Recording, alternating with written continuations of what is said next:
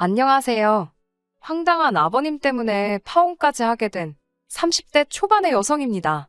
하긴, 아버님만 문제가 아니고 그런 아버님이 문제라는 걸 전혀 인정하지 못하는 남자친구도 한마디로 그 집구석 인간들 전부 다 문제였네요.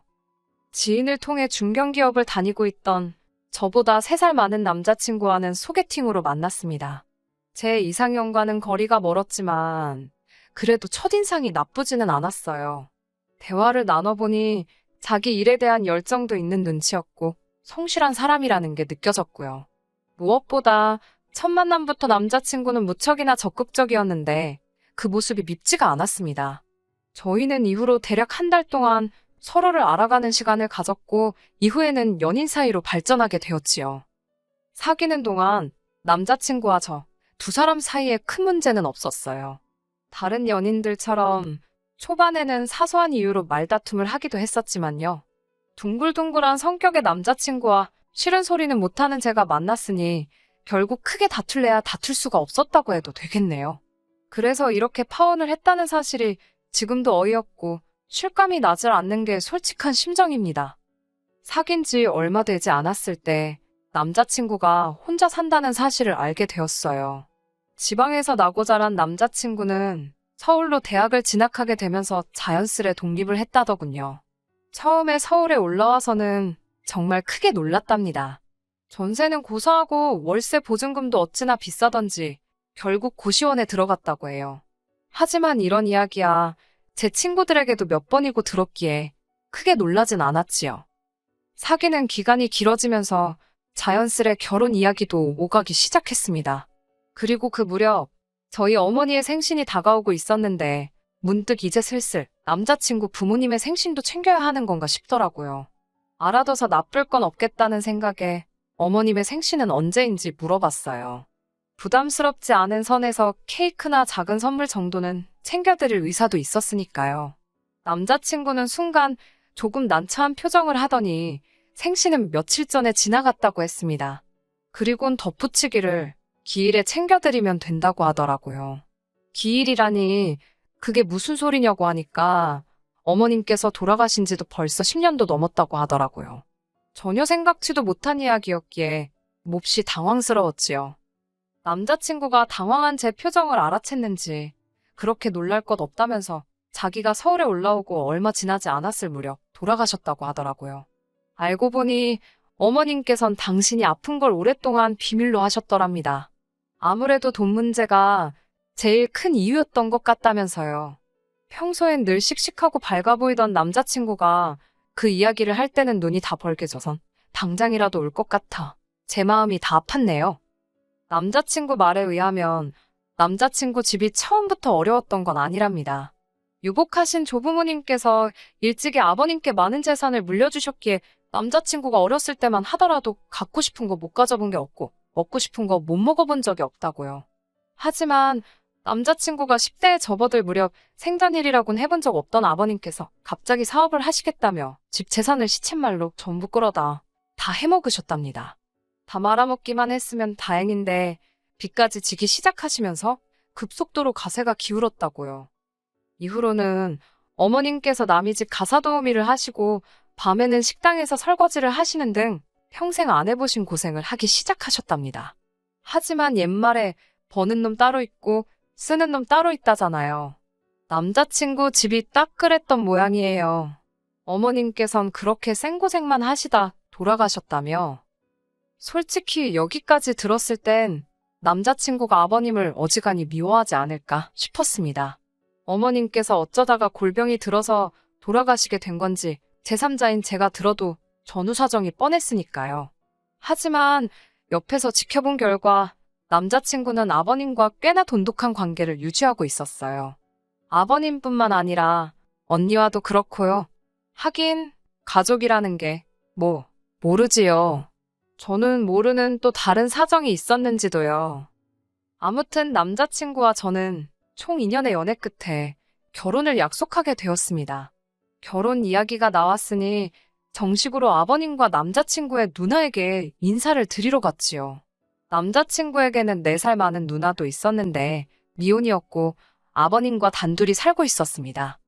시댁에 도착하니 아버님께서는 잘 왔다고 반갑게 맞아주셨습니다. 그리고는 안방에 들어가서 어머님께도 인사를 드리라 하시더군요.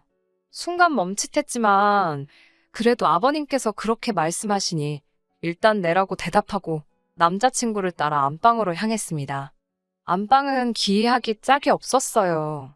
방 한쪽은 마치 재단처럼 만들어져 있었고 그 위엔 어머님의 영정사진과 위패가 놓여 있었거든요. 예전에 TV에서도 그렇게 해놓은 집을 본 적이 있긴 한데 막상 직접 보니 오싹한 기분이 들었습니다. 그래도 최대한 티내지 않고 남자친구를 따라 어설프게나마 인사를 드렸네요. 여기까지는 솔직히 흔하지 않는 경험이라 낯설어서 그렇지 이상하다거나 불편하다는 생각은 하지 않았습니다. 오히려 제가 제대로 행동하고 있는 건지 어딘가 예의에 어긋나는 점은 없는지 제 자신을 살피느라 바빴지요. 아무튼 어머님께도 인사를 드리고 거실로 나오니 언니가 식사는 나가서 하잡니다. 냉장고가 텅텅 비었다며 찍어 먹을 게 없다나 어쩐다나요? 안 해도 될 소리를 하는 거 보니 성격이 푼수 같구나. 그런 생각을 잠시 했지만 당연히 입 밖으로 내진 않았어요. 그리고 솔직히 어머님이 안 계신 시댁이었으니 별다른 기대 같은 것도 없었고요. 저희는 집에서 조금 떨어진 곳에 위치한 고깃집에 도착했습니다. 직원이 4인용 테이블로 저희를 안내했는데 아버님께선 5명이라며 다른 자리를 요구하셨지요. 저는 이때만 해도 아버님이 자리를 넓게 쓰고 싶으신가? 그런 생각만 했어요. 그렇게 저희는 6인용 테이블에 앉게 되었습니다. 직원이 메뉴판을 가져다 주니 아버님께선 볼 필요도 없다며 한우 생갈비로 5인분을 가져다 달라고 하시더군요. 냉면도 5개를 달라고 하셨고요. 결국 제가 남자친구에게 조용한 목소리로 혹시 아직 더울 사람이 있냐고 물으니 남자친구가 어색하게 웃으며 1인분은 어머님 거랍니다. 솔직히 그 소리를 듣는데 이번에는 소름이 쫙 끼치더라고요. 아버님께서도 제가 남자친구에게 묻는 걸 들으셨는지 처음 며느리감하고 식사를 하게 되었는데 어머님만 빼놓을 수 있냐고 그러시는 거예요. 너무 당황스러웠고 어떻게 반응하는 게 적절할지 상황 파악이 잘 되지 않았습니다. 그러자 이번엔 언니가 그냥 살아계신 어머님이랑 같이 있다 생각하면 어려울 것 없다고 하더라고요. 이후로도 가족들의 기이한 행동은 계속되었습니다. 빈자리 앞에 놓여 있는 접시에 구워진 갈비를 올려놓질 않나, 냉면을 비벼놓질 않나, 콜라도 한 잔 따라 놓더라니까요. 이게 무슨 제사상도 아니고 등골이 오싹해서 밥이 입으로 들어가는 건지 코로 들어가는 건지. 그런데 이런 아버님의 기행과는 또 별개로 언니가 정말 꼴사납게 행동을 하더군요. 식사를 마친 뒤 언뜻 계산서를 보니 거의 50만 원 돈이 나와 있었습니다. 아버님께서 좋은 날이라며 약주도 몇 잔 하셨지. 심지어 어머님 자리에 산더미처럼 쌓아놓은 고기는 아무도 손도 못 대게 하셔가지고 생으로 버려야 했고요. 아무튼 그렇게 흥청망청 음식을 시켰으니 50만 원이 나온 게 놀랍지도 않았네요. 그리고 솔직히 제가 계산할 생각도 없었기에 크게 신경 쓰지도 않았고요. 별 생각 없이 식당을 나가려는데 언니가 저더러 계산 안 하냐입니다. 제가 너무 황당해서 왜 제가 돈을 내냐고 물으니 제가 인사하러 왔으니까 저 때문에 외식한 거라며. 그러니까 제가 해야 한다는 거예요. 이 언니가 지금 나랑 기싸움 하자는 건가? 그런 생각도 들고 솔직히 전 아버님 때문에 체할 것 같아서 고기도 얼마 먹지도 못했는데 언니가 너무 뻔뻔하게 저한테 돈을 내라고 하니까 오기가 생겼습니다. 저는 언니한테 전 아버님이 사주시는 줄 알고 따라 나왔다고 원래 이렇게 처음 며느리감이 인사 오면 시부모님 되실 분들이 한상 거하게 차려주시지 않냐고 받아쳤네요. 그리고는 언니 옆에 있던 아버님께 배부르게 잘 먹었다고 허리 숙여 인사를 드렸습니다. 그러자 아버님도 어색하게 웃으시며 언니더러 계산하라 하시더군요. 전 뒤도 안 돌아서고 고깃집을 빠져나왔습니다. 들릴 듯 말 듯하게 욕하는 소리가 들렸지만 무시해버렸어요. 제가 빈손으로 인사를 간 것도 아니었는데 무슨 고기까지 사라는 건지. 결국 원래대로라면 커피라도 한 잔 대접하려고 했지만 이미 언니나 저나 기분이 상할 대로 상한 상황이었기에 식사를 마치곤 바로 서울로 올라왔습니다. 하지만 이 정도의 신경전 때문에 제가 파혼을 결심한 건 아닙니다. 아버님과 남자친구 가족들의 억지는 때와 장소가 없더라고요. 지난달 상견례가 있었습니다. 그땐 저희 부모님도 이미 남자친구의 어머님께서 돌아가셨다는 사실을 알고 계셨고요. 상견례는 중식당에서 하게 되었는데 아버님의 제안으로 이루어진 일이었습니다. 설마 어머님이 좋아하셔서 고르신 장소는 아니겠지라며 농담처럼 남자친구에게 떠봤는데 순진한 남자친구가 맞다고 순순히 대답을 하더라고요. 어이도 없고 황당했지만 그게 전부가 아니었네요. 상견례 당일 약속 시간은 6시였는데 어쩌다 보니 아버님과 언니가 제일 먼저 도착을 했고 뒤를 이어 저와 남자친구가 도착을 하게 되었습니다. 약속 시간까지는 20분이나 남아 있었지만 혹시나 싶어 룸에서 나와 부모님께 전화를 드렸습니다. 저희 부모님께선 걱정 말라며 이제 곧 도착한다고 하셨고요. 전화를 마치고 룸 안으로 들어가려는데 의자를 든 직원이 저희 룸으로 들어가는 게 보였습니다.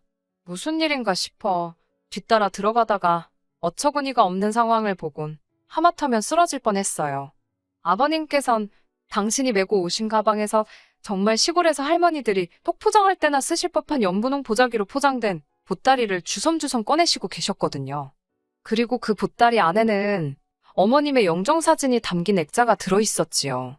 아버님께선 비어있는 당신 옆자리에 그 액자를 떡하니 올려놓으셨습니다. 직원이 의자를 가져온 이유도 제가 남자친구 쪽 3명, 저희 쪽 3명 이렇게 6명을 예약했는데 아버님이 어머님 자리가 없지 않냐며 한 자리를 더 달라고 하신 거였고요. 제가 남자친구를 불러내 이건 아닌 것 같다고 이야기를 했습니다. 하지만 남자친구도 아버님과 같은 입장이더군요. 자기 인생에 한 번뿐일 상견례이고 원래 상견례는 부모끼리 만나는 자리지 아니냐입니다. 자기는 이렇게라도 어머님께서 자기의 새로운 인생이 시작되는 걸 함께 해주셨으면 좋겠다며 저더러 이해를 해달라고요. 남자친구가 어찌나 단호하게 말하던지 오히려 제가 나쁜 사람, 이상한 사람처럼 느껴질 지경이었지요. 그때 저쪽에서 저희 부모님이 식당으로 들어오시는 모습이 보였고 저는 남자친구에게 룸으로 들어가라 했습니다. 두 분이 당황하지 않으시도록 일단 제가 먼저 상황 설명이라도 드려야겠다 싶었거든요. 제 이야기를 들으신 부모님께서는 무슨 말 같지도 않은 소리냐며 불편한 기색을 보이셨습니다. 저는 그래도 좋은 일로 모인 자리인 만큼 얼굴 붉히는 일은 없었으면 좋겠다고 조금만 이해해달라고 부모님께 부탁을 드려야만 했어요. 상견례는 솔직히 개판이 따로 없었습니다. 아버님께서 말끝마다 영정사진에 대고 당신은 어떻게 생각하냐, 마음에 드냐, 그러면서 집사람이 여기 같이 있으니 그래도 힘이 나신다. 저나 저희 부모님으로선 뭐라고 대꾸하기도 힘든 대화를 계속해서 이어나가셨거든요. 저만큼이나 당황하신 듯한 저희 부모님께선 그래도 딸의 부탁 때문인지 최대한 침착하게 상견례를 끌고 가시려는 노력을 하고 계신 눈치였지만요. 하지만 저희 부모님의 노력에도 불구하고 아버님이나 언니 두 사람 다 결혼과는 상관없는 계속해서 어머님에 관한 이야기만 늘어놓았습니다. 결국 참다 못한 저희 부모님께서 먼저 애들 집이나 혼수 문제는 어떻게 할 생각이시냐고 물으셨지요. 그러자 아버님께선 애 엄마가 돈이 없어 병원 치료도 한번 제대로 못 받아보고 죽었다면서 한마디로 못 보태주신다 소리를 돌아가신 분을 들먹이며 하시더라고요. 솔직히 진작부터 결혼할 때 도움을 못 받을 거란 예상은 하고 있었기에 크게 놀라지도 않았습니다. 아무튼 아버님의 대답을 들으신 저희 부모님께선 그럼 아이들이 알아서 하는 쪽으로 하고 대신 혼수나 예단 같은 것도 생략할 건 생략하는 게 좋겠다고 말씀하셨지요. 그러자 이번엔 결혼도 안 해본 언니가 나서서 한다는 말이 그래도 예단은 시집 오는 며느리가 시댁 식구들한테 보이는 예의인데 그걸 생략하는 건 아닌 것 같답니다. 어머님께서 돌아가셨다고 무시하고 넘어가도 된다고 생각하는 것 같은데 그러면 곤란하다면서요. 60만 여기 안 계실 뿐이지 정성이란 건 다 느껴지는 법이라면서 어머님 몫으로 가방이든 금이든 뭐 하나는 하는 게 좋겠답니다. 지난번 식당에서 계산할 때도 그렇고 이 언니는 내 주머니를 못 털어먹어서 안달이네 그런 생각도 들고 말 같지도 않은 소리를 하면서 자기가 모나되는 것 마냥 뻗대는 모습도 꼴사납다 싶었어요. 제가 그러면 저는 예물을 누구한테 받냐고 물었습니다. 돌아가신 분은 제 예물을 못 챙겨주실 거 아니냐고요. 그러자 저희 부모님께선 두 사람 다 그만하라며 언니한테 사돈 처녀가 무슨 말이 하고 싶은지는 알겠지만 여기는 어른들끼리 이야기하는 자리니까 빠져달라고 하셨습니다. 결혼 당사자도 아니고 하고 싶은 이야기가 있으면 아버님과 먼저 상의를 해보고 아버님을 통해서 하던지 하라고요. 그제서야 언니도 아버님도 아무 말 못하시더군요. 이후로 어색한 공기 속에서 일단 식사를 하게 되었습니다. 식사도 솔직히 체하는 줄 알았어요.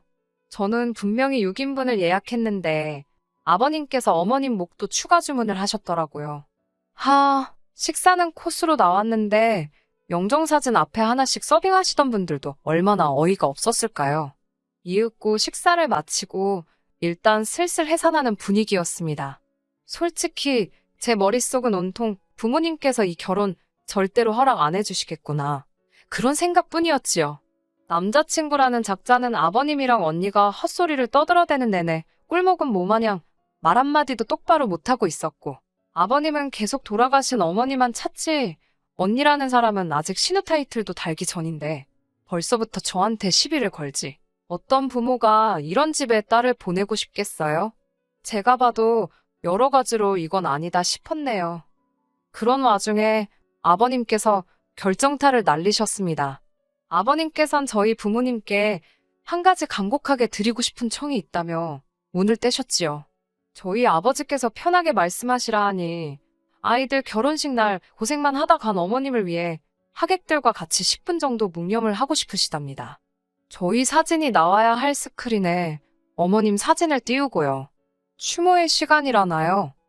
아버지께서 당혹스러운 표정으로 어머니를 쳐다보셨고 두 분이 뭐라 하시기도 전에 제가 먼저 절대로 안 된다고 했습니다.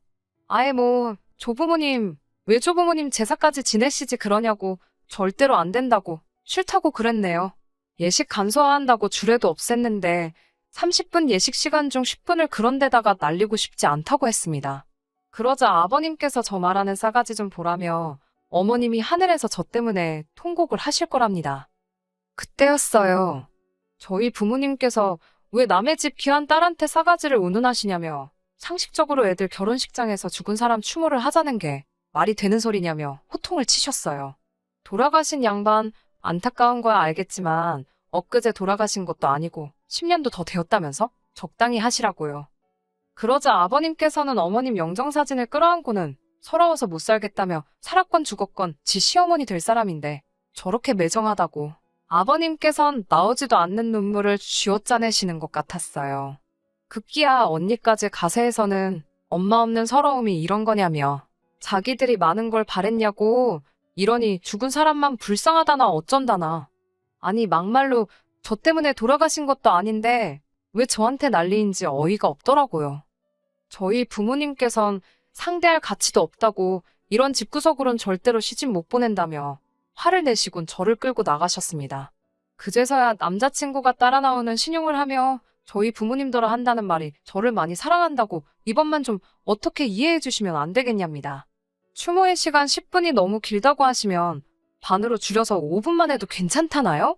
저희 아버지께서 남자친구더러 한마디만 더 하면 대갈통을 박살을 내놓는다고 입 다물고 꺼지라 하시더군요. 전 저희 아버지가 그렇게 상스러운 소리 하시는 거 태어나서 그날 처음 봤어요. 그렇게 파혼하게 되었습니다. 이튿날 남자친구가 전화를 걸어와선 한다는 말이 일단 아버님과 언니 앞에서 내내 해놓고 뒤로 여우처럼 조율하면 될걸 제가 일을 너무 크게 만들었답니다. 그래도 자기는 저랑 결혼하고 싶다며 일단 아버님께 죄송하다고 하래요. 누가 잘했고 잘못했고를 떠나서 어른이 먼저 사과하는 그림은 웃기지 않냐고요. 제가 먼저 숙이고 들어가면 자기가 아버님 잘 설득해서 저희 부모님하고 다시 한번 이야기해보시게 자리를 만들어 보겠다나요. 어처구니가 없어서 남자친구한테 그럴 필요 없다고 나는 오빠하고 결혼하고 싶은 생각이 싹 사라졌다고 했습니다. 돌아가신 어머님 곁이나 온 가족이 지키라고요. 그리고 또 전화하면 저희 아버지께 말씀드릴 거라고요.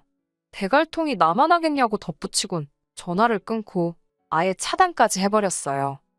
지금 이 사연을 쓰면서도 어이가 없고 헛웃음만 나오네요. 저야말로 이런 집구석에 시집가지 말라고 조상신이 도와준 것 같아서 어떻게 향이라도 피워드려야 하나 싶습니다. 감사합니다, 조상님들. 끝까지 들어주셔서 감사합니다. 오늘의 사연은 여기까지입니다. 구독과 좋아요, 알람 설정 부탁드리고 더 좋은 사연으로 다시 찾아뵙겠습니다. 감사합니다.